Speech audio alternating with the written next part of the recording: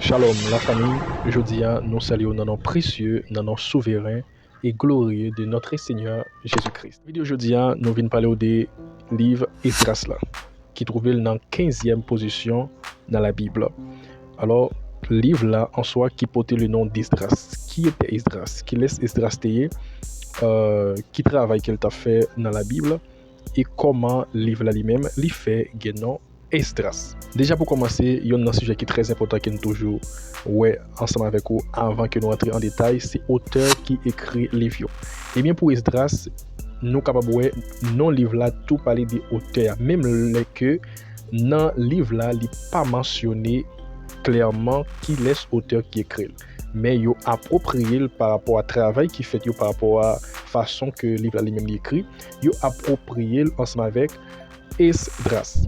Probabilité qu'il y a pour livre ça a écrit dans l'année 460 à 440 avant Jésus-Christ. Esdras là, c'est un livre dans la Bible qui enregistre une très très belle partie dans l'histoire peuple Israël.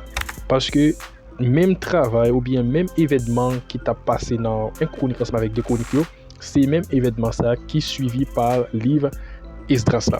Parce que Esdras, Jean que nous te dit, si toutefois aussi au monde qui regarde deux premières vidéos qui ont été faites sur un chronique ensemble avec deux chroniques, on va comprendre très très clair parce que c'est juste un résumé de ça Esdras a fait deux œuvres Esdras. Parce que Esdras qui c'était un scribe et qui était un sacrificateur aussi, qui était versé dans la loi de Moïse, était vraiment touché lorsque il était appris comment peuple Israël qui était resté après invasion babylonienne.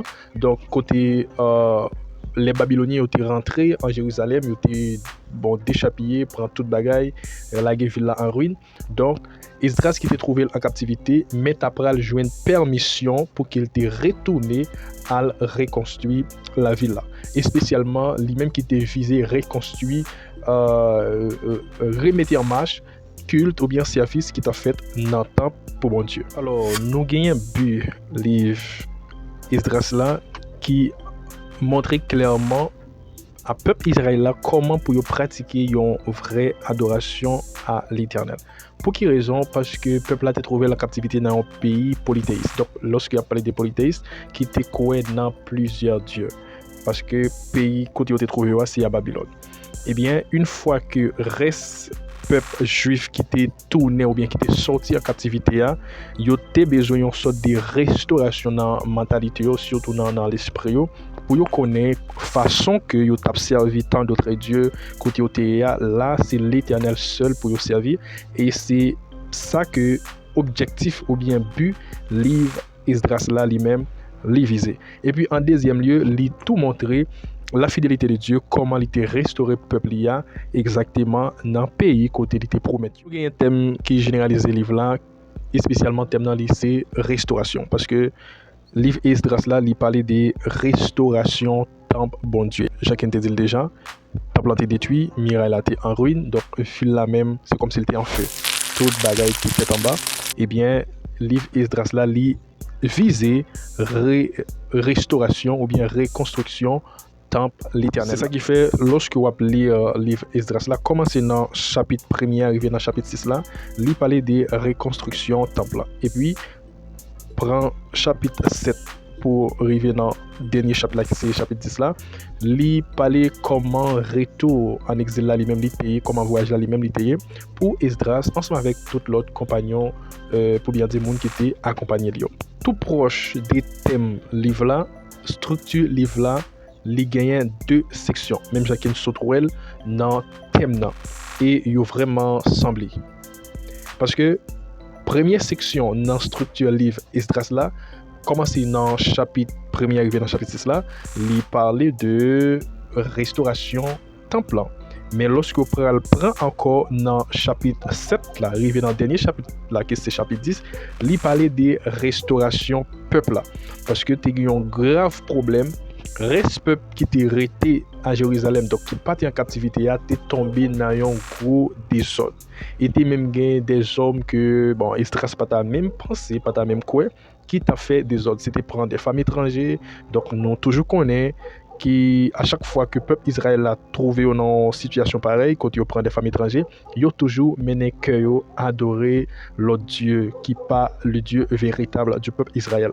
Donc, non seulement, tant mon Dieu a besoin d'une restauration, et puis le peuple lui-même il a besoin d'une restauration. Et c'est travail ça qui Esdras, et spécialement, est retourné par l'ordre qu'elle était jointe dans mes des rois, donc spécialement le roi des Perses, pour qu'elle était capable de retourner à restaurer Jérusalem. Parce que Dieu mettait dans le roi Cyrus, le roi des Perses, pour qu'il était capable de construire ou bien reconstruire, restaurer le temple. Et bien, c'était Esdras même comme un Israélite pour qu'il était retourné faire ça.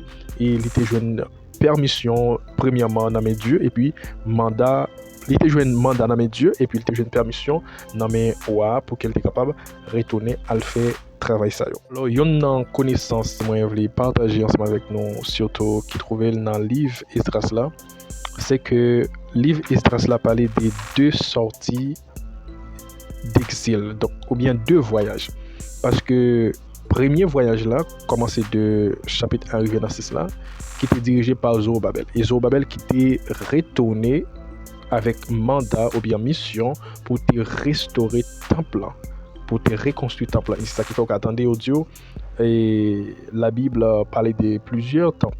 Premièrement, temple qui était construit par Salomon. Deuxième, qui était construit par Zorobabel. Donc c'était dans l'époque ça, et spécialement, c'est dans le livre Esdras là.